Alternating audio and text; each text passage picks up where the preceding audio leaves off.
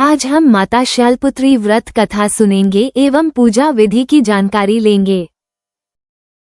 व्रत कथा और पूजा विधि के बारे में जानकारी से पहले हम माता शैलपुत्री के स्वरूप को जान लें। माता शैलपुत्री के दाहिने हाथ में त्रिशूल, बाएं हाथ में कमल पुष्प, नंदी बैल पर सवार, मस्तक पर अर्धचंद्र है। माता शैलपुत्री की पूजा से साधक को धैर्य, संयम और सुख समृद्धि प्राप्त होती है। ये साधना की प्रथम अवस्था है जो साधक को सिद्धि की ओर ले जाती है। यही कारण है कि माता शैलपुत्री की पूजा पहली नवरात्रि में की जाती है। माता शैलपुत्री की कथा इस प्रकार है। नवरात्रि के प्रथम दिन माता शैलपुत्री की पूजा की जाती है। प्राचीन समय में राजा दक्ष प्रजापति ने एक भव्य यज्ञ का आयोजन किया। उसमें उन्होंने सभी देवताओं और ऋषियों को आमंत्रित किया, किंतु उन्होंने अपने जमाता भगवान शिव को नहीं बुलाया। दक्ष की पुत्री सती जो शिव की पत्नी थी, सती ने अपने पिता के घर जाने का निश्चय किया। भगवान शिव ने समझाया, प्रिय, बिना बुलाए जाना उचित नहीं। वहाँ मेरा और तुम्हारा अपमान हो सकता है। किंतु सती का आग्रह बढ़ा और वे अकेली ही यज्ञ में चली गईं।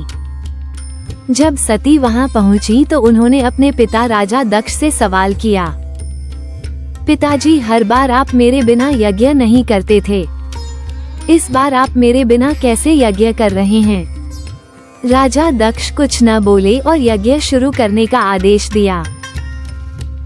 सती ने देखा कि यज्ञ में सभी का आदर हुआ, परंतु भगवान शिव का कोई स्थान नहीं रखा गया था। यहाँ तक कि उनके नाम का आह्वान भी नहीं हुआ। सती को यह अपमान सहन न हुआ। उन्होंने अपने पिता और यज्ञ सभा को कठोर वचन सुनाए और अत्यंत क्रोधित और दुखी होकर यज्ञ कुंड में योगाग्नि द्वारा अपने प्राण त्याग दिए। ये समाचार पाकर भगवान शिव क्रोधित हो गए। उन्होंने वीरभद्र और भूतगणों को उत्पन्न किया, जिन्होंने दक्ष का यज्ञ विध्वंस कर डाला। सती ने पुनः जन्म लिया। इस बार वे पर्वतराज हिमालय के घर पुत्री रूप में प्रकट हुई। पर्वतराज की पुत्री होने से ही वे शैलपुत्री नाम से विख्यात हुई। इन्हीं का एक और नाम हेमवती है। शैलपुत्री जी ने कठोर तपस्या करके पुनः भगवान शिव को पति रूप में प्राप्त किया। व्रत एवं पूजा विधि। प्रातःकाल स्नान कर स्वच्छ वस्त्र धारण करें। घर के पूजा स्थल को गंगाजल से शुद्ध करें।